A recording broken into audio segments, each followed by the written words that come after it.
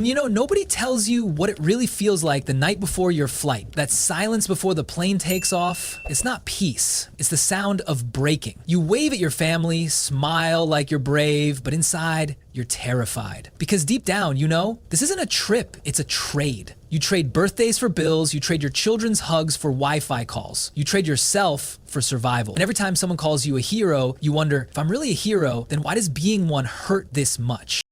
If you're interested in this topic, hit the like button, subscribe, and type interested in the comments, and I will give you a heart. You ever notice how people love to call OFWs heroes? They say it with pride, with applause, with tears during Independence Day speeches, but when the crowd's gone and the lights dim, nobody talks about what that heroism costs. Nobody tells you how being called a hero can feel like a beautiful curse. Because behind every medal, there's a man or woman who traded comfort for survival, love for livelihood, and family for foreign soil. The word hero. You hear it, you think of glory, soldiers, athletes, revolutionaries, but OFWs? Their battlefield is a kitchen in Riyadh, a hospital in London, a ship lost in the Indian Ocean. Their weapons? Calloused hands, unpaid overtime, and a smile that hides the exhaustion. Every OFW has two birthdays, the day they were born and the day they left. From that moment on, life splits in two, the one they live abroad and the one they miss back home. And the cruel joke? They can never have both at once. A Filipino seafarer once told me, "Sir, my son calls me uncle every time I visit." He laughed when he said it, but his eyes didn't. That's the thing about OFWs. They become experts at pretending. Pretending they're fine when their bodies ache. Pretending they're happy when video calls end. Pretending the money they sent home is enough to fill the emptiness they left behind. According to the Bangko Sentral and Pilipinas, OFWs sent home over $36 billion, 0 cents, in 2024, almost 9% of the country's GDP. 9%? That's not charity, that's lifeblood. Every remittance center glowing at night isn't a symbol of prosperity. It's a neon confession that without our workers abroad, the heartbeat of our economy would flatline. But here's what most don't realize. That money isn't power. It's a lifeline and a quiet reminder that the system back home failed to give them one. Before I go further, drop the words, "I feel you," in the comments if you've ever watched a parent, sibling, or friend leave for work abroad. I want to see how many of you know that kind of silence, the one that hugs after the airport doors close. You want the truth? The Philippines didn't choose to export its people, it got trapped into it.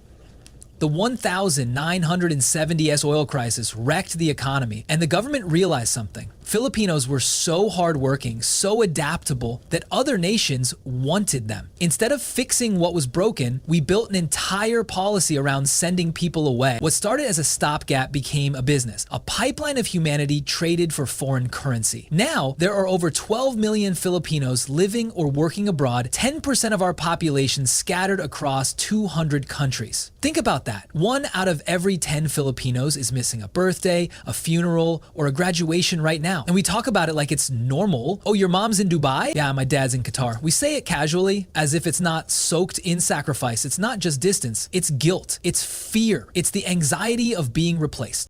They send money home to make life better, but lose pieces of their own life in return. They live with remittance guilt, that moment when a message pings, tuition's due, baby's sick, roof's leaking. They send what they can, knowing that every peso is another hour of overtime, another night of missing home. Yet they still call it a blessing. They still say, "At least nakakaro mo ako." Because that's the Filipino heart, to find gratitude even in heartbreak. But here's the uncomfortable question. Why should love have to travel 7,000 miles just to be felt? Why should survival require separation? Why does being a Filipino hero mean disappearing from your own home? We romanticize the pain so much that suffering became a badge of honor. And that's the trap, when pain becomes patriotism. So yes, call them heroes, but say it like it hurts. Because it should. Every medal is a reminder that someone had to leave to earn it.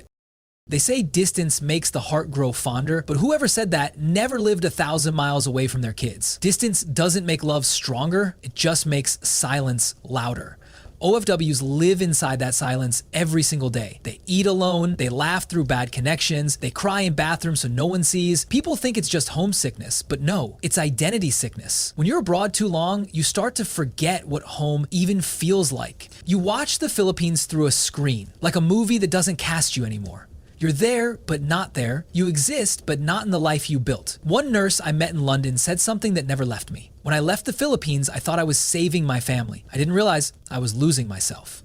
That's the quiet death no one talks about. Not physical, but emotional. You die a little every year you spend waiting for the next vacation that never comes. And when you finally come home, everything feels foreign. The streets changed, your friends moved on, your kids grew up. You become a visitor in your own story.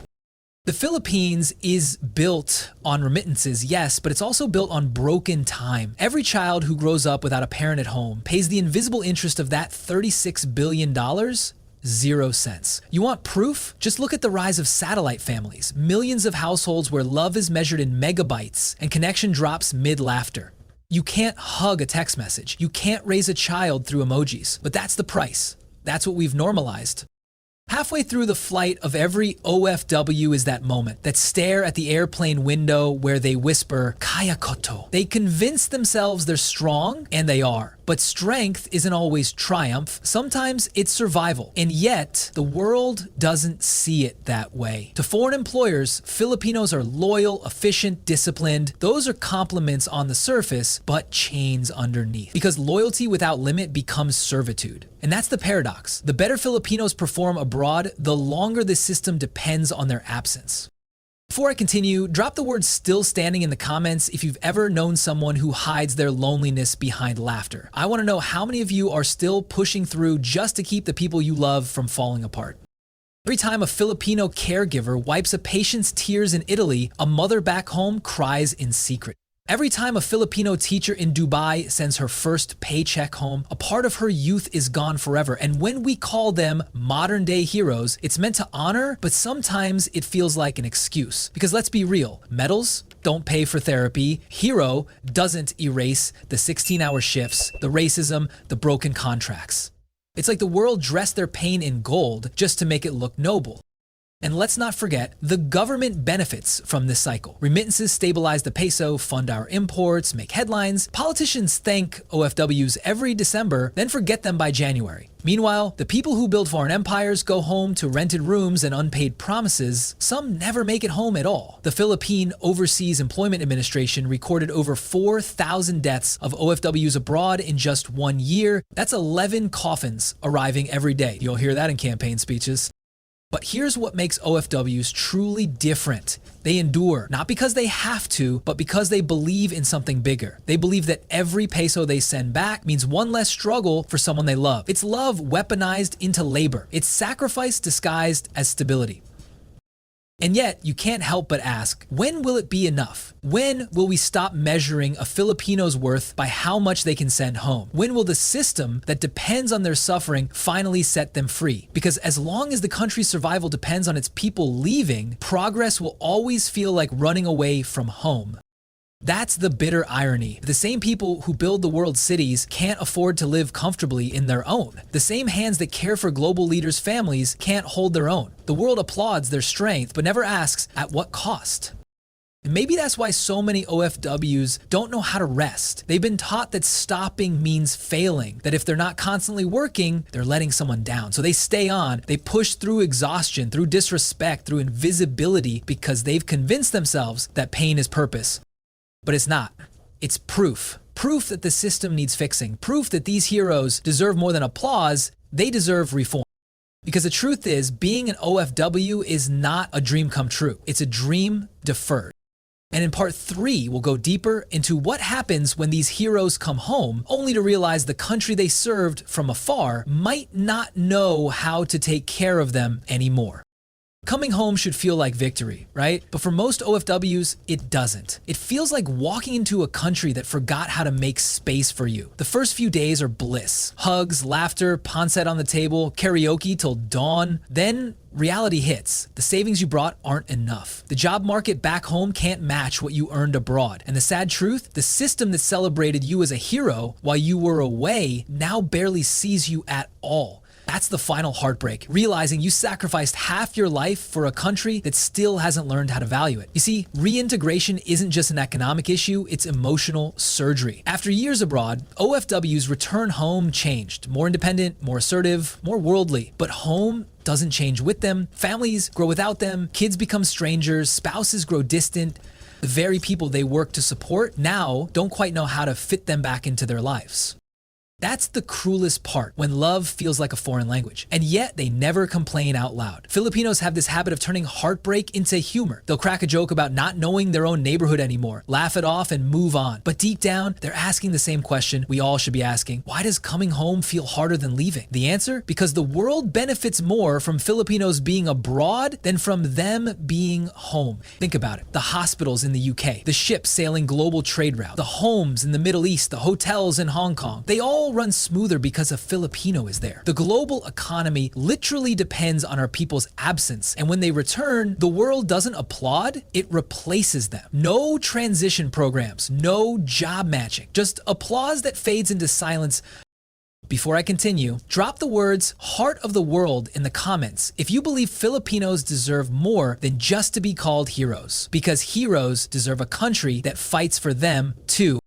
We have to face the truth. We've romanticized migration for so long that we forgot it's a symptom, not success. The Philippines has one of the youngest populations in Asia, yet we rely on exporting labor instead of building opportunity. We say we're proud of our global workers, and we should be, but pride isn't policy. We can't build a future on applause. We should be investing in the very people we keep sending away. Education, healthcare, technology, industry, things that make staying home worth it again. Because if you think about it, the greatest export of the Philippines is not labor, it's love. Every Filipino abroad carries that love like oxygen. It's what powers foreign hospitals, classrooms, and households. But love shouldn't have to leave home to survive. Imagine if that same dedication, discipline, and compassion were invested right here where it belongs. Imagine a Philippines where no one has to say goodbye at the airport to find a better life, where success doesn't mean distance, where every hug doesn't come with a countdown. That's not a dream, that's a blueprint. But for that to happen, we need a government that values people over profit, that builds jobs with dignity, that treats OFWs not as exports, but as ambassadors of resilience. The next time someone calls OFWs heroes, remember this. They don't need medals. They need a system that works. They need a nation that loves them enough to give them reasons to stay. Because medals don't mend broken hearts. Medals don't fix lonely nights. Medals don't pay for missed birthdays. What they need, what they've always deserved, is to come home to a country that feels like home again. Filipinos abroad are not just surviving, they are redefining what strength means. They've shown the world what compassion under pressure looks like, what work ethic with soul feels like, what humanity at its finest truly is. But we owe them something in return. Not pity, not parades, but progress. Real, tangible, lasting progress. Because the loneliest heroes in the world are not the ones who fell in battle, they're the ones who left home so others could live better. And maybe someday, when we finally stop calling them modern-day heroes and start calling them what they really are, the backbone of our nation, maybe then the Philippines will finally understand what true honor looks like.